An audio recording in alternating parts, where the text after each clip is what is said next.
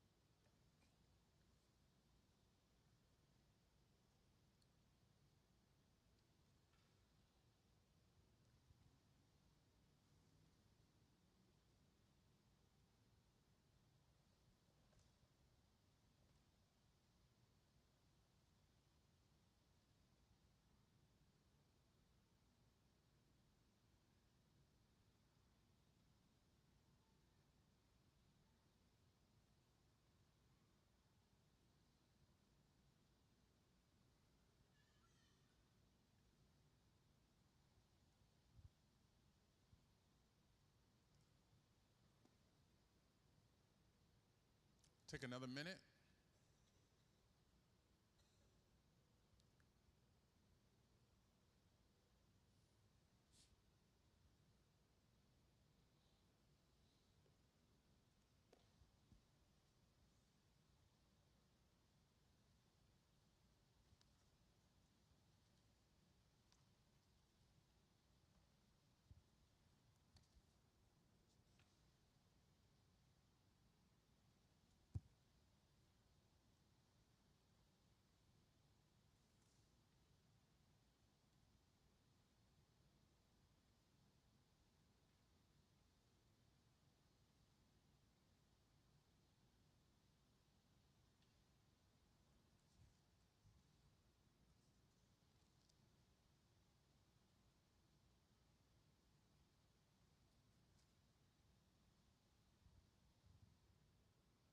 All right?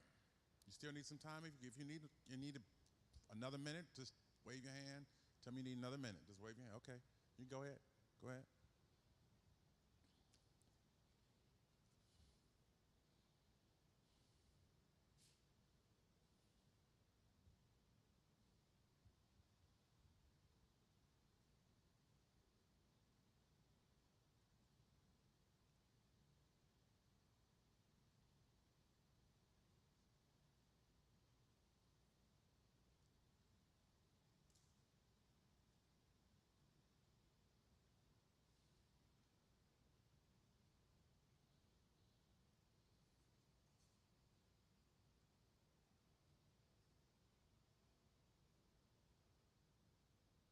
Okay?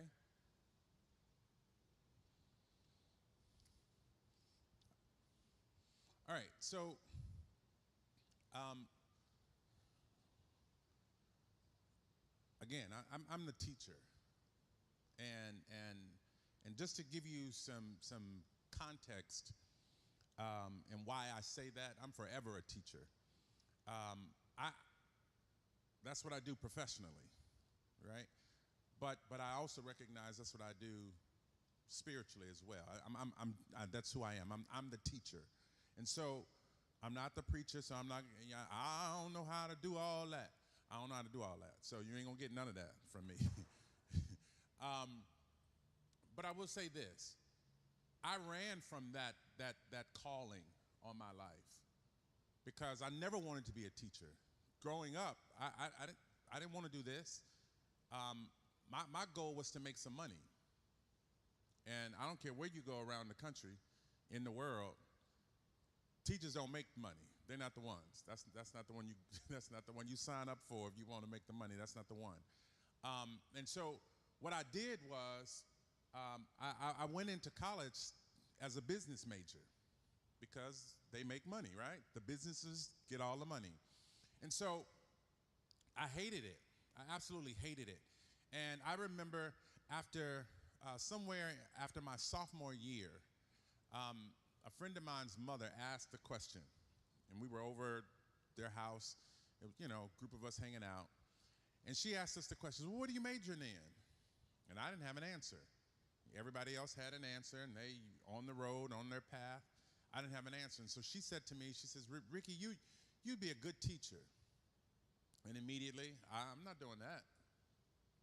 I don't even have a desire to teach. I mean, they don't make money. That's the motivating factor, make money. They don't make money. And so she says, well, what else are you going to do? And I said, I don't know. So she says, well, this is what I want you to do. Just promise me you'll go back next semester and take an intro to teaching course. And if you like it, great. Now you know what you're good at. You might want to do as your career. But if you don't, throw it away and go find something you want to do. That was the best advice anybody had given me as one who was trying to find their way. So I did. I did just that and fell in love with the idea of being a teacher because it allowed me to make an impact, yet also be creative, right? I can, and anybody you ask who knows me when I was in the classroom as a classroom teacher, I was the unorthodox teacher. And so I taught, I'm teaching a lesson on point of view to 8th graders. And this is a true story. This is a true story. I told all the students, clear off your desks. They did, because they did what I told them to do. I was that teacher too. But I'm going to tell you this. I told them, clear off your desk. Everybody stand on top of your desk. So what did we do? Sorry, Deacon. That's what they did. They stood on top of their desk. And I said, okay, now describe the classroom.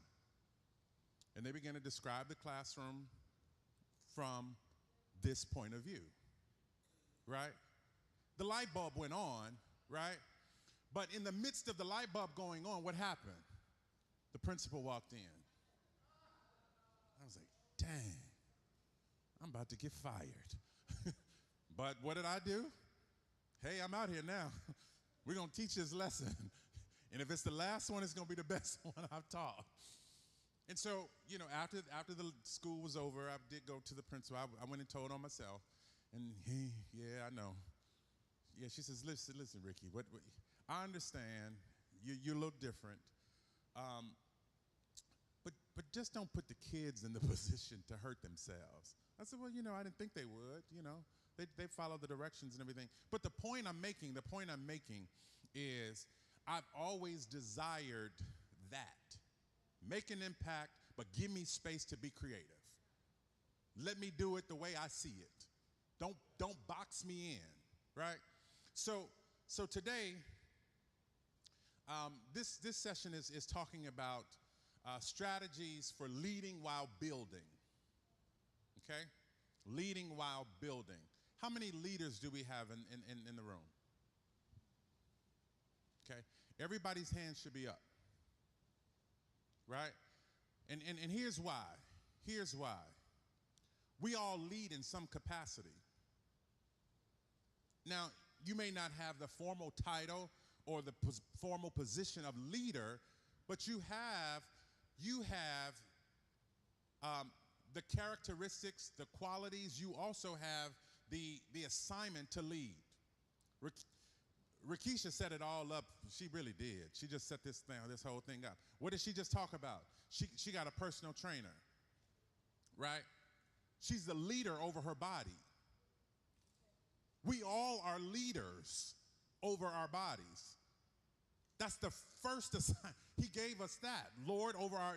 So we got to manage this body that we have. Yes? And so I'm not talking about you, I'm talking about me, because when I go to the doctor, that's the first thing they say. Yeah, we see these numbers are going up. And this time they ain't talking about cholesterol, thank you, Jesus. They talking about this. But I was like, sir, I own all of this. All of this. This is mine. I own it. And so let's start there. If you didn't write that down as one of the things that you're going home to take care of and to restructure, to reconfigure, to do some work on, that's one of the things you can write down. You can say, hey, I'm the leader of my body. I'm going to start there. What does the Bible say? You be faithful over a few things, he'll make you ruler over much, right?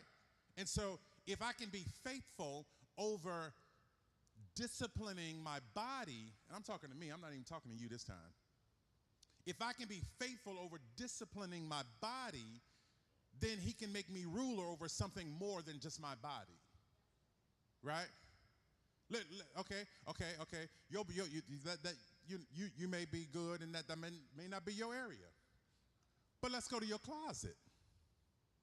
Let's go to your closet. My closet is a mess.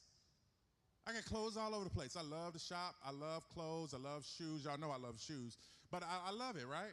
There's no reason why I flew to New Jersey for 3 days and I bought 3 pairs of shoes. There's no reason for that, right? But I did it because that's me. And so if you judge me, judge your mama, as the kids would say. Okay, I'm sorry. Okay. Come back. All right, listen.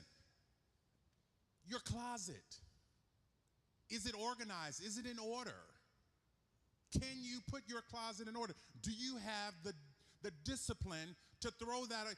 You know you can't fit it. You ain't wore it in 3 years. You know it. So what do we do? Why are we pretending like, I'm going to get back in there that one day? I said it too. I did. I said it too. But this summer, that was part of my assignment, was to go through my closet and throw out all these clothes, all these shoes. For what? Why do I need them? I don't need them anymore. People, we are leaders, right? We are leaders. Now, there are some of us who desire to be in a position of leadership where there are others who are following, where we're influenced and those kinds of things. So, I'm going to pick it up again. So, I'm going into, I think it's 28 or 29. I don't remember what year it is. It's one of those years. My 28th or 29th year, something like that, of education. Right? So I've been doing this a long time. I know y'all didn't think I was about to be 51. I am. I know you said 37, right? I thank you. I got an offering for you. So listen. Here I am in 28 years, right? We're celebrating. You all heard Apostle Chris and others talk about me being the principal of Whitney Young High School. Go Dolphins. Whitney Young High School, just to give you some greater context, is a very high-profile school in Chicago, high school in Chicago. It's been around for 48 years, and it's one of the top schools in the country, in fact. And I'm the principal. And that was a huge thing in Chicago. It was huge. When the principal, she had been the principal for 27 years. Into my entire career, she was the principal of this school. And when she announced her retirement, she's like a legend in education in Chicago. She's a legend. So when she announced her retirement, all of the rumor mill began to, well, who's going to take it? Well, who are they going to put in? What's going to happen with Whitney Young? Blah, blah, blah, right? But listen, 2 years prior, she called me and she says, hey, let's go to lunch. We went to lunch. And she says, I'm thinking about retiring. And I was like, oh, that's great. Yay. Amen. And so what you gonna do? She says, are you ready? I'm gonna let that sit for a second. You hear me? 2 years prior to her retiring, she asked me the question, are you ready? And I was like, ready for what? What are we talking about? She says, I can't think of another person to follow me other than you. Tears immediately. Because I'm an educator. I know who she is. I also give her respect and flowers, and I served under her for 4 years prior to this next run, right? So she says, are you ready? Yes, I'm ready. I lied. And then I said, no, I ain't ready. No, I'm really not ready. I don't know what this means. Because I wasn't working at the school at the time. I was working at another school. And so here we are, Whitney Young. She announces her retirement. Go through the school board and local school council and so forth. They go through the process of hiring the next principal. She doesn't just name her successor. She doesn't have that authority. So you go through this process, and long story short, we know the end of the story. I got the position. I was hired. We had to go through a rigorous process. I mean, they didn't cut no corners because it was me and I was her pick. They didn't cut no corners. In fact, I'll say this. In one of the interviews, the person who asked me the most difficult questions was her. That interview ended. I went home, called her on the phone, and I said, what was that about? I'm your pick. How are you going to ask me the most difficult questions in the interview? She said to me, she says, I wanted everybody else to see what I already know.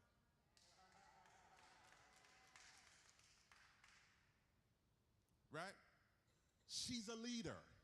I'm going to tell you why in a second. The thing is this. Here I am.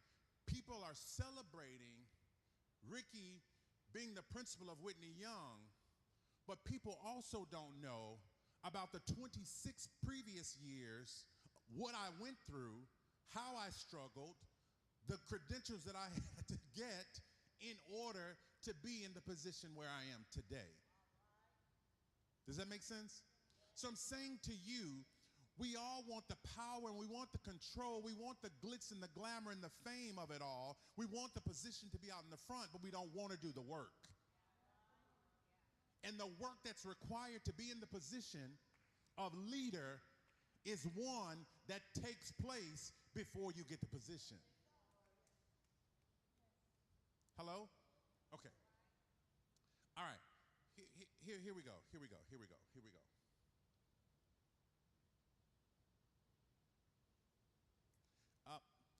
I got notes all over the place because I had something written down and I was going somewhere, and then each day I've been here, something else has happened.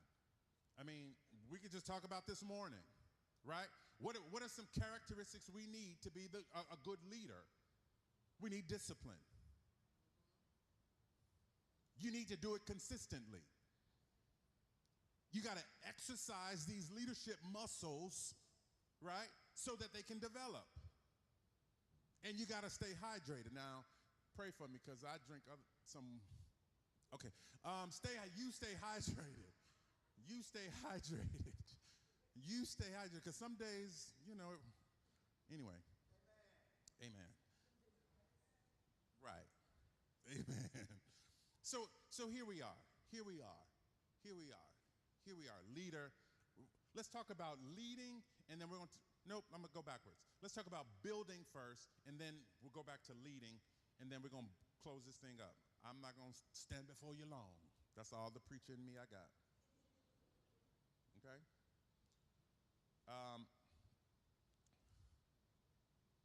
So building. So leading while building. You got to know what this whole thing is about building. before you start building. Does that make sense? Y'all talk to me. Okay, I told you I'm a teacher now, so I need to hear you. If I ask a question, that's a real question. I'm not just waiting for you. Praise the Lord. Nope, I'm not him. Nope. All right. Let me give you this overview real quick of constructing a building. If you were constructing a building of any kind, here's the process. You got to create a concept and a design, right? So you got to have a vision. Yes? Before the building is built, you got to have the vision for the building. You have to obtain the building permits. So you got to get the permissions in order to do the work. I had to go to school. I had to have a certain master's degree with a certain certification in order to be the principal. This is what I had to do, right? Apostle, a few years back at Trailblazers, prophesied to me that I would be a superintendent. He did, right? You're a witness. And I looked at him crazy. Like, oh, what? I ain't never thought about that. What are you talking about? To the point where I went back home. And that thing stirred in me. I'm just like, ooh, what maybe? I don't know, right? And so I ordered the study guide for the certification test. Okay, I didn't take a class, but I've taken classes. Ordered the study guide to for the certification test. I sat for the certification test. It's an online test, about 3 hours long. And as soon as you answer the last question and you hit enter, your results they pop right up on the screen. And so I'm sitting there, you know, they're like, shh, sir, you can't talk at this test. I'm talking to the Lord. I ain't talking to nobody in here. Right. So I finished the test, hit enter, close my eyes, because I know the results gonna pop up. Open my eyes, pass on the screen. In the room, there are other people taking their test too, online. I said, thank you, Jesus. And they was like, sir, you got to get up out of here. And I did. I walked right on up out of there. And I hit him up and I said, Apostle, guess what? I passed the test. I'm saying that to say, am I a superintendent? No. Today, do I desire to be a superintendent? No. But who knows what God has for me? He prophesied that, right? And so he says, I am a superintendent. People began to call me superintendent, right? Let's look at God. He says, I am who am, right? So everything that follows that I am is. Right? So the I am isn't necessarily for your present. Your I am is for your future, calling your future to your present. So if you're a leader, I am a leader. I'm not a leader today, but I'm going to do the work because I'm calling it from the future to my present. Yes? I am a superintendent, Apostle. I am. And if I'm going to be honest, I just told you, no, I don't have a desire to be a superintendent. No. But if in my future tells me that's what I'm going to be, right? I have to have the credentials. Yes? And I have to be prepared. I have to have the experience, the skill set, all those things to be that, to when that time comes, to be that. That's what it is. Yeah, you got a question. Go ahead. Yep, I'm the teacher, so you can raise your hand in my class. Okay, 3 questions in one. What struggle did you have leading while you were leading? And how did you resolve those struggles and actually as you continue to build?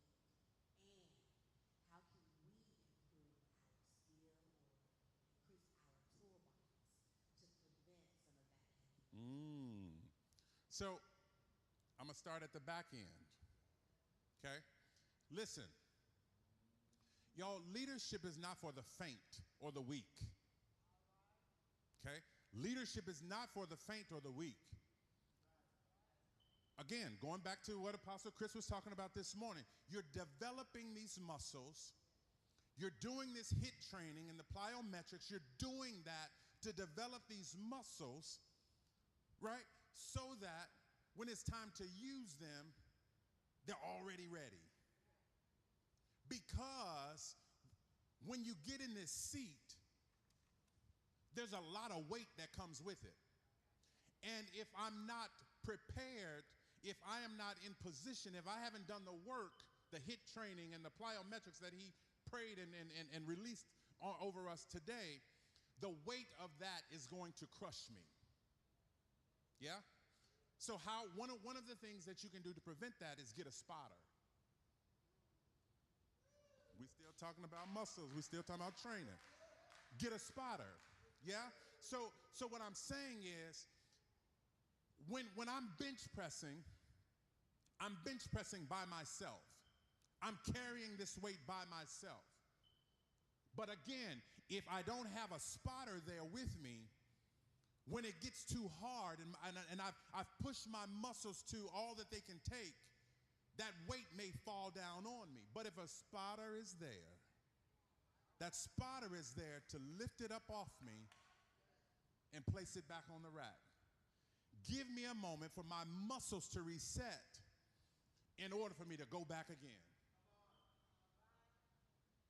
Okay? So, meaning have someone, you got to have somebody there with you to walk with you, right?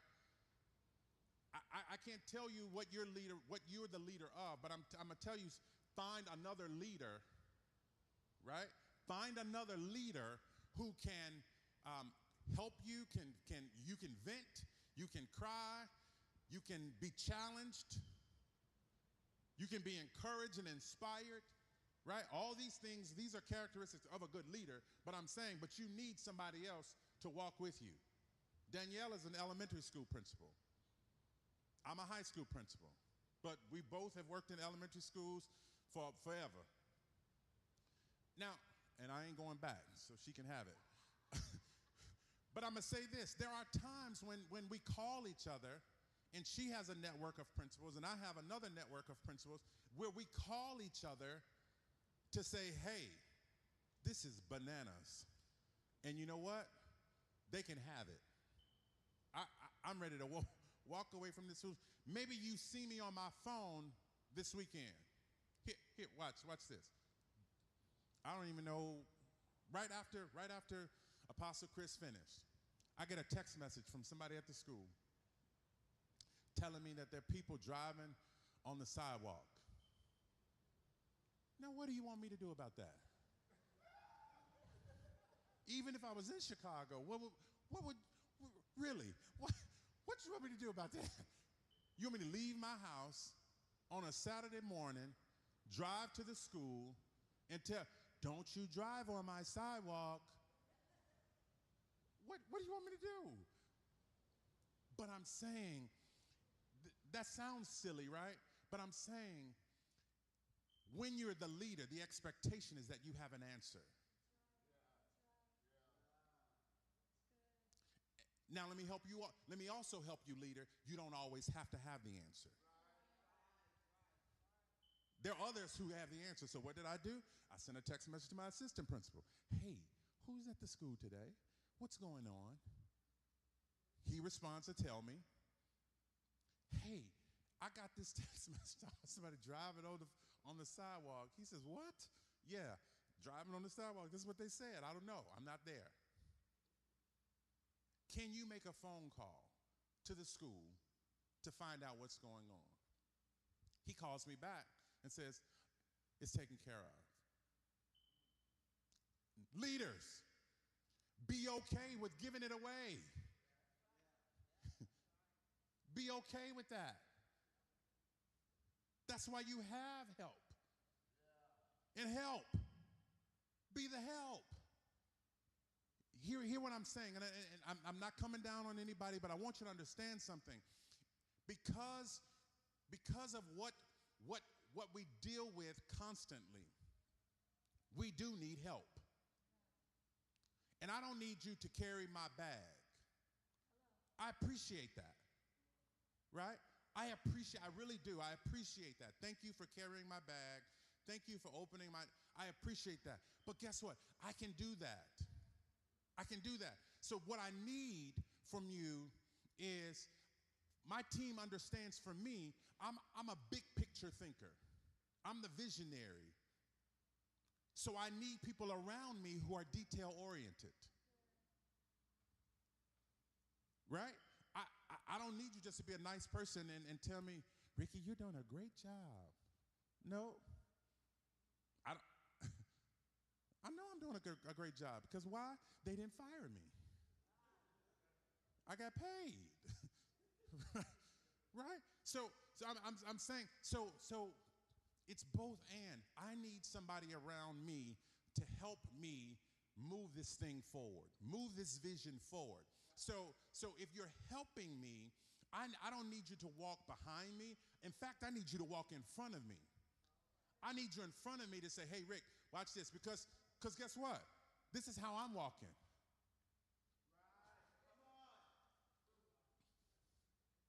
I'm walking like this because I'm up here thinking about this. And if I'm not careful, I'm going to walk into something, I'm going to trip over something, I'm going to fall, and maybe get hit by a car. But if you're in front of me thinking ahead of me, then what happens? We both going to be all right. Because I'm going to get us to, you're going to get us to where we belong, and I'm going to get us to where we belong. Does that make sense? Okay. Leaders. Oh, wait, I didn't finish the building part, did I? Nope. Did I answer all your questions? I don't know. Did I? Tell me if I didn't. What do I struggle with? Whew.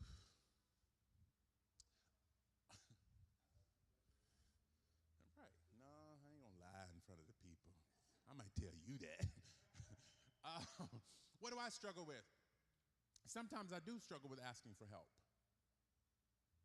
I do, because I'm an only child biologically, so I'm used to doing things on my own. I live alone, so I gotta wash my own socks. And if the cup's sitting in the sink, I can't expect nobody else to come in and clean it, because if they're in the house, then they probably shouldn't be there no way. Right? You understand what I'm saying? So I do struggle sometimes with asking for help. Danielle exposed me earlier, and so I don't really like confrontation. Now, you heard Apostle say I have a very colorful use of words sometimes. I use other language that's not always heavenly. So I'm saying, so don't misinterpret my niceness for weakness, because I do know how to get you together. It's I do know how to do it. I just don't like to do it. Why don't I like to do it? Because once I'm out there, sometimes I go way too far. I go too far. And then I got to come back and repent. And now I got to come back and say, now I didn't mean to say it like that. But really, I might have. Now I got to repent again.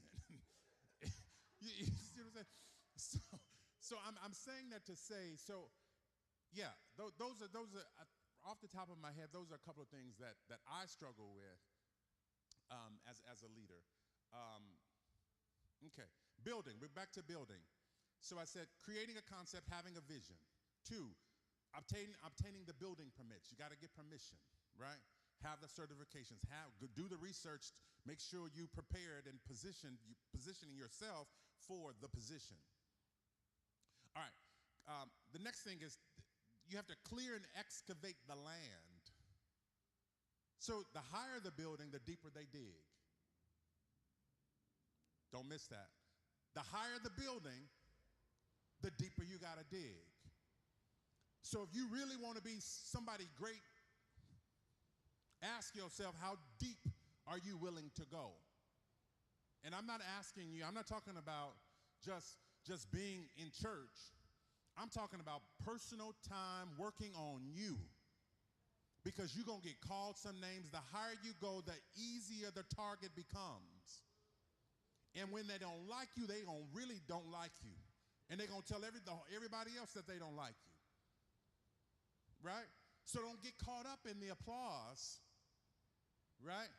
Because somebody else has a slingshot. I'm just saying. But you, as the leader, you have to be prepared for that. And as the leader, when I'm being shamed and publicly about something I said or something somebody didn't like I said, I can't respond. I can't respond, and not being able to respond the way I want to respond, right? And again, sometimes I can't say anything at all. There are laws sometimes that prevent me from opening my mouth and saying anything at all. Here's an example. I had someone report me. Now remember, I told you this is my first year, right? School started in August. In October, I was served with court papers. I'm being sued. Now, what could I have done in 2 months? School ain't even good. Got started good. And here I am. I'm being sued. Now, I can't talk to y'all about all of the details of the, because it's still pending, right? But I know I didn't do anything. But I can't say anything about it. I just got to keep going like everything's all right. There are times in the back of my mind, I'm like, oh my God, if I could just. Anyway, I'm saying that to say, people, yeah, sometimes you can't say anything, so that the work in me requires me to go into my personal time and get me together and say, God, I don't like this. I don't want this. I didn't ask for this. I just wanted to help the kids. Ricky loved the kids. That's Martin loved the kids too. But Ricky loved the kids. And so that's all I wanted to do. But everything else that comes with that, you also have to be ready for. So you got to go deeper. Here we go. What else?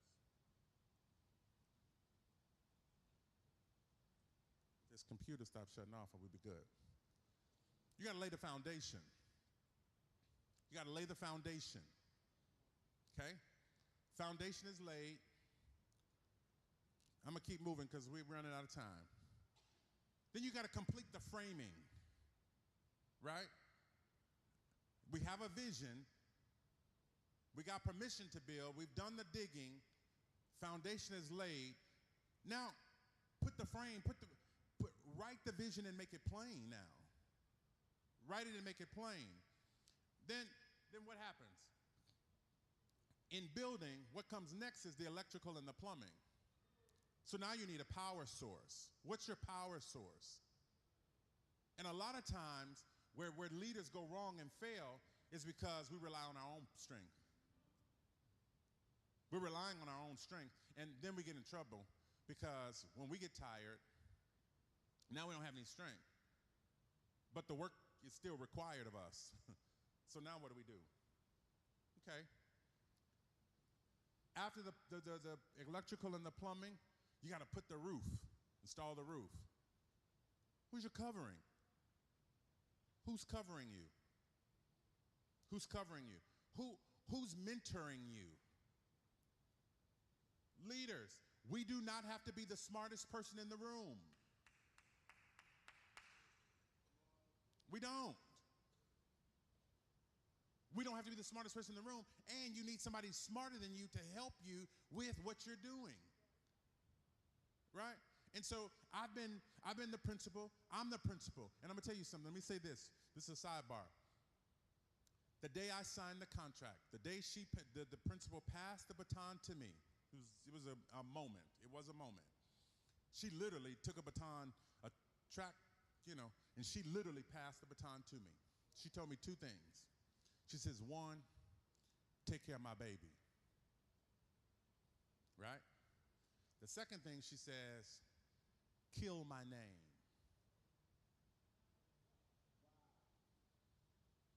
I said, what? She says, yeah, kill my name. She says, it's your school now. It's not my school. She said, so make it yours. Don't just keep doing what I did. That was one of the most powerful things I've ever heard any leader ever say during a transition. Kill my name. I have so much respect for her. Obviously, she's done it for 27 years, so when something came up, who's the first person I called? Her. I called her. I didn't call my mother. Because my mother gonna say, well, baby, who do I need to go slap? That's what my mother gonna say. No, mama, you too old to go to jail. Right? So she's still my covering. Even though she's no longer the principal, she's still my covering. Now, beyond that, let's keep it moving. The last few things in building, heating and cooling, completing the interior, installing the fixtures, and applying all the finishing touches, right? For the reveal, the great reveal. Those are the pieces of building. Leading. Here's some characteristics. Let me give you a definition of a leader first. And this is just real quick. A leader is someone with a vision and a path to realizing it. A leader is someone with a vision and a path to realizing it. Now, if we if you went to a Fortune 500, one of the top companies, let's say Google, McDonald's, all those multi-billion-dollar companies, and you go to the CEO and ask them, what's your priority in the company? Right? They're not going to tell you the customer, or they shouldn't tell you the customer. They shouldn't tell you. If they tell you the customer, they're lying. Why? Because that's not their responsibility in that position. Right? The people in the store, in the McDonald's franchise, their responsibility is the customer. This CEO, your responsibility as a principal of the school, my responsibility is to take care of the people who are in charge of the people. Does that make sense? I'm responsible with taking care of all the people who are in charge of taking care of the students. So yeah, I can say I love my students, but I ain't taught one class. Not one class. I have a responsibility now to move to a place of taking care of the teachers and the staff who are taking care of the kids. Now I have to have a vision, I have a relationship with the kids, all that stuff is great and wonderful and that kind of thing. Beautiful. But what happens? This is what happens. This is the tragedy of and what creates problems for many leaders. Because society, the world tells us to be good at our jobs, to get promoted, right? And so we go take extra classes and we stay later and we put borders around this, the PowerPoint and all those kind of things, and do some animations, let it fly in and all that great, good, beautiful stuff, right? So we do all of that to impress our supervisor, our manager. Yeah? And what happens? More often than not, we get promoted. And so now you become the manager. Yeah? But here, when you get that promotion, nobody has taught you now how to be the manager. So what we then do is, we become, what do? Become a micromanager. And the micromanager is the one who always just telling you how to do your job better. Right? And we go crazy. But the fact is, if we're going to get real honest, the fact is they really can do the job better. That's how they got promoted. They did the job better than me. They got promoted. And so the problem, though, is when that shift happens, nobody trains us how to lead. Nobody trains us how to lead. And so what happens? Then we start building, right? And in such a way that we think this is how it should be done. And we miss some steps. And you miss some steps, then now when the inspector comes out, you got to fine. Right? So I'm saying to us, leader, have the vision, find the path forward, but then we also have to understand this sense of purpose. We also, as I'm gonna tell you, and if I'm being real honest, that last hour that we just experienced, that was a real live, raw, and uncut version of a leader. Rakisha didn't get up here and give us all the end of the story and just, right? She didn't do that. She walked us through it all. Walked us through it all. And it wasn't somebody else's story, it was her story. You with me? And so with that, what happens? This leader was reflective. We saw reflection. She never lost her vision, not only for what she has built and created, but who she is. She never lost sight of that. She grew a greater sense of empathy, right? She told us. I'm not making this up. She just told us that. Right? And so now she's in position to help so many more people because of it. All of those are characteristics of being a leader. This is how we lead while building. This is what it is. This is what it requires. It requires for us to go by ourselves, to figure it out, to be honest with ourselves and say, look, I done messed up. Don't try to sweep it under the rug. Don't try to spray some cologne on top of it. Because if you spray cologne on top of poop, okay? It's just poop with Chanel on it. That's all it is. It's still poop. I'm serious. So, if I were going to give you some strategies, because we're almost out of time, yep. If I were going to give you some strategies, this is what it would be. I would say, as a leader, we have to be aligned. Yep. I started off talking about you being the leader of your body. Yes? And so if that's part of that requirement is to get a trainer, right? Because I'm like you. I'm not going to the gym. I'm not. But if I didn't pay for it, now I'm going. And I'm going to be mad about it, but the end result is going to be but I also go to get a massage, right? Why? Because some of the stress that I carry, I know where I carry my stress. I carry my stress in that Reese's, okay? And I also carry the stress all in my shoulders. All in my shoulders. And so I need a massage. The massage doesn't do anything, doesn't take away the issue or the weight that I have to carry, but it just realigns me to be able to do the work that I'm called to do. Okay? So, but you have to do it physically and spiritually. I know when I'm off. I know when I ain't prayed. I know. Why? Because I'm short with people. What? Didn't I answer that question already? Right?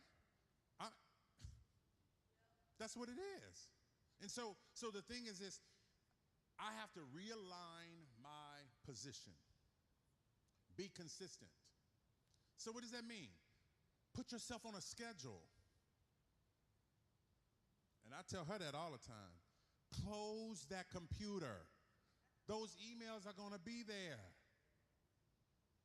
If you don't close that thing up and go walk around the block, I don't care what you do, but just stop reading those emails. I have an iPhone watch. I don't wear it anymore because I'm tired of it telling me I got another email. I don't care. I don't care. I need some me time, so I don't wear it. I don't wear it. But set a schedule for yourself If you're not taking care of yourself, then you are not in position to take care of anyone else. Told you yesterday, if you need it, get a therapist. Take care of yourself. Mind, body, soul, spirit. Take care of yourself. The other thing is this. Eliminate from your mind the spirit of competition and comparison. I am not ever going to be Dr. Joyce Kenner. I'm not. I don't look like her.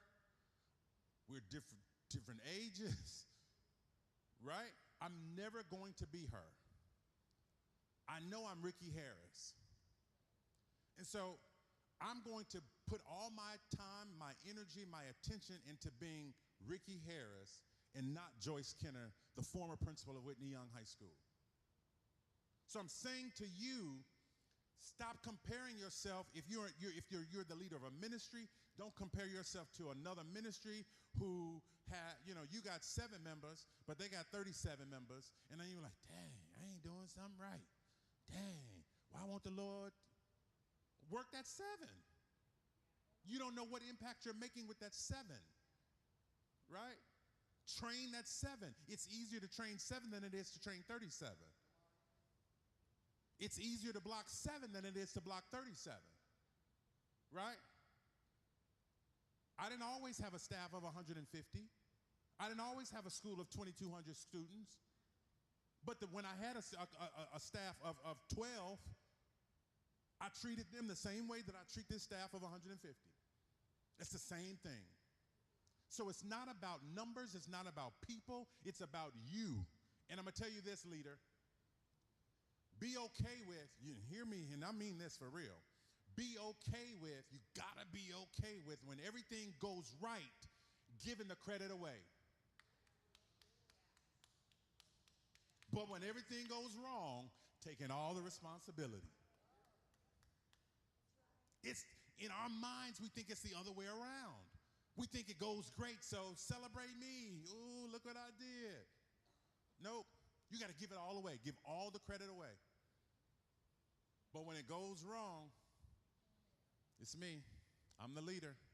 I'm going to end with this story. Heard this story. A man walks into the coffee shop in the Four Seasons Hotel in Las Vegas. He goes in the coffee shop and he orders his coffee. The barista is super happy and wonderful and very have all the things that we look for in great customer service, right? He has a smile, welcome, what's your name, all these things, right? And so the man was so impressed by this, he says to him, he says, do you love your job? Rhetorical probably, but he just wanted to see what his response is. The young man said, absolutely. And he says, well, why do you love this job so much? The young man says, well, because everybody around here asks me, what do I need to make my job better? He says, wow, that's incredible. And he says, but I also tell you this, I got another job at another hotel doing the same thing, and nobody asks me anything. So the young man, so the man was perplexed. He says, but what's the difference? He says, because people at the other place are looking for me to do something wrong.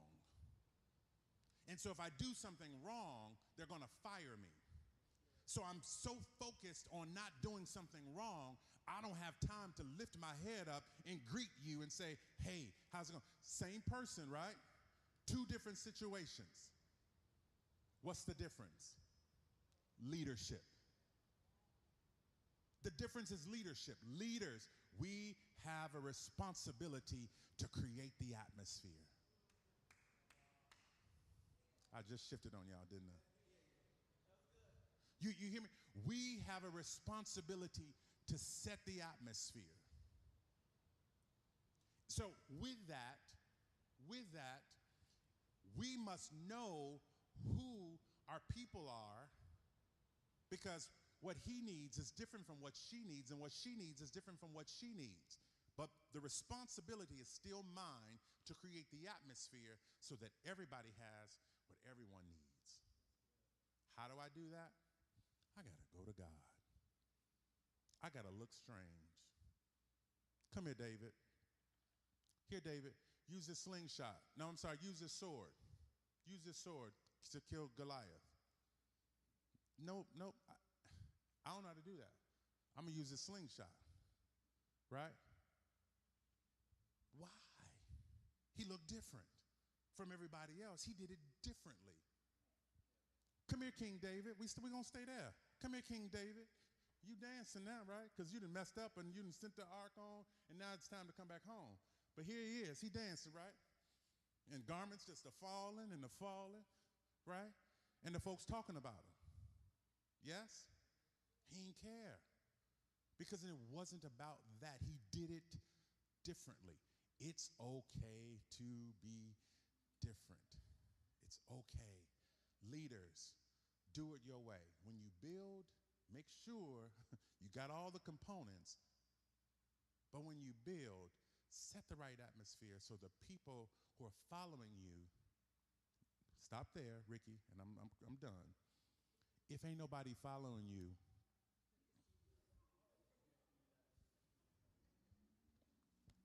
thank you. That's how you go. That was good. That was really good. All right, I know some people left. We had a community outreach that we also did with Trailblazers. The dancers went to go dance at a spot. So some of them left to go minister in movement. All that to say.